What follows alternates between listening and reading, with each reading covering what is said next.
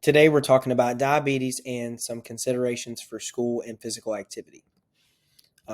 First, we're talking about overall educational considerations. Again, just some things that when planning the student's educational plan. So it says for students with diabetes, the school nurse is usually the main staff member in charge of your student's diabetes care. So whenever you're looking at some considerations, you want to know whenever the nurse is busy or may not be available, there needs to be several school employees that should be trained in diabetes care and should know what to do on site at all times during the day, like it says right there. And then it just shows some type of accommodations that might be necessary for some of the students that deal with diabetes. So it says students who experience high or low blood glucose levels at school should not be penalized academically because of the incident. These students should not be required to take tests when their academic performance would be significantly impaired because of the diabetes related problem. If it is clear that a student is significantly out of his or her target range, the student should be allowed an alternative time to take academic tests or exams, just as student would be in case of an illness. Next are some specific cognitive characteristics. So at the bottom, it just shows some of the things that affect their thinking and processing.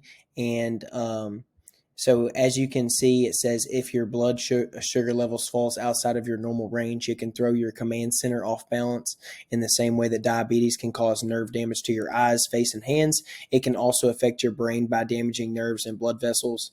This can lead to problems with memory and learning, mood shifts, weight gain, hormonal changes, and over time, other serious problems like Alzheimer's. So like I said at the top, it does show some accommodations that could be made to improve student success in the classroom. So it says that students with disabilities may be entitled to certain accommodations in order to have an equal opportunity to complete standardized or similar tests. Students with diabetes generally need two types of accommodations: permission to keep diabetes care supplies with them and modifications to the testing schedule.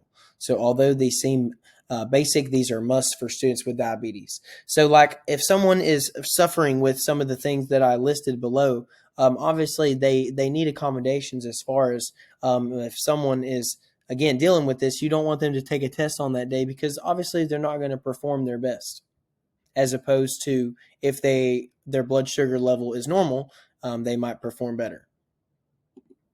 So this slide is talking about specific behavioral characteristics, just overall what someone may be going through with diabetes, or just some of the things again that happens to them on a day-to-day basis. So it says controlling diabetes can be overwhelming and may negatively affect emotional and mental health. Plus, in addition to causing a range of physical symptoms, having hyperglycemic or hypoglycemic episodes can also impact a person's mood and thinking. All of these factors may be difficult to navigate and strain relationships, but learning about these effects of diabetes can help a person with the condition and the people around them build stronger, healthier relationships. So then at the bottom, it is talking about something that someone deals with, or they might deal with because just of the overall stress of diabetes every single day and what they go through. It says that having diabetes can lead to what some people call diabetes distress. This stress response may stem from the burden of managing diabetes every day. So that's why at the top right here, it says learning about the effects of diabetes can help someone with the condition and the people around them build stronger, healthier relationships.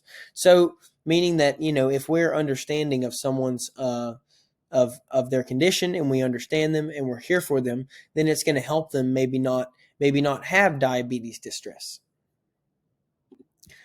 This slide is some specific motor characteristics, so just some things that someone might be going through as far as just everyday walking and things like that with diabetes. I really, again, obviously this is what a research thing is for. I had no idea that someone with individuals with diabetes walk slower and with a shorter step lengths, and so a longer stance phase, a wider base of support, greater step time variability on irregular surfaces, and improper pressure distribution at the foot compared with individuals without diabetes. So those with diabetes have a more rapid rate of decline regarding rigidity and gait measures. And then obviously it says shuffling body bradykinesia, postural stability. So I had no idea of all of these things. And then it says at the bottom, individuals with diabetes also have been shown to have less ankle mobility, ankle moment, and ankle power during walking compared with individuals without diabetes. So all of these things that you don't know that someone's going through, just from like the simplest thing that just lacks, it shows how crazy the human body is and how everything works together in unity. So the next couple slides is just talking about some implications for physical education, school sports, and community fitness. This specific slide is just touching on something specifically with physical activity and what it does to you with someone that has diabetes. So it says if you have diabetes, being active makes your body more sensitive to insulin, the hormone that allows cells in your body to use blood sugar for energy, so which helps you manage your diabetes. So physical activity also helps control blood sugar levels and lowers the risk of heart disease and nerve damage. So although it is a fine line and you want to be very careful when you're active and you're exercising, there is many benefits and things that you can avoid as opposed to if you did not work out and you were a diabetic. This slide is just talking about some accommodations and some considerations that you might have with someone who has diabetes. So it says students with disabilities may be entitled to certain accommodations in order to have an equal opportunity to complete standardized or similar tests. And then I'm going to skip a little bit below that. It says you should consider that there are different levels of disabilities and what they can do depends on the extent of their condition. Understanding each child is a different case is very important. So obviously underneath this, for specifically for a diabetic, giving snack breaks or having your class educated on different topics such as diabetes can help others be aware and understanding. Like we were talking about, just having the students in the class aware of what diabetes is, and that way they understand what the student is going through. And so if the student may need help or anything happens, that the students are just aware, and it makes everything smoother. And underneath that, it says students should have access to supplies, snacks, water, and the restroom if necessary to treat the students' diabetes throughout the school day, including during academic or standardized tests. So they should always have access to things that could make their sugar go up or low to make them comfortable. This slide just talks about the willingness to participate and, again, some things that a diabetic may be going through. So having diabetes, like we talked about earlier, can lead to what some people call diabetes distress.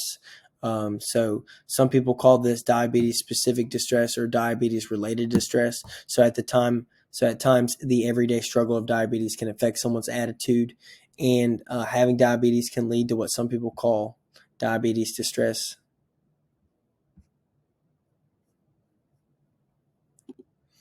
And then right below that in this slide, I included peer teaching or peer groups would be great for inclusion and not allowing any student, regardless of disability, to feel welcome and encouraged.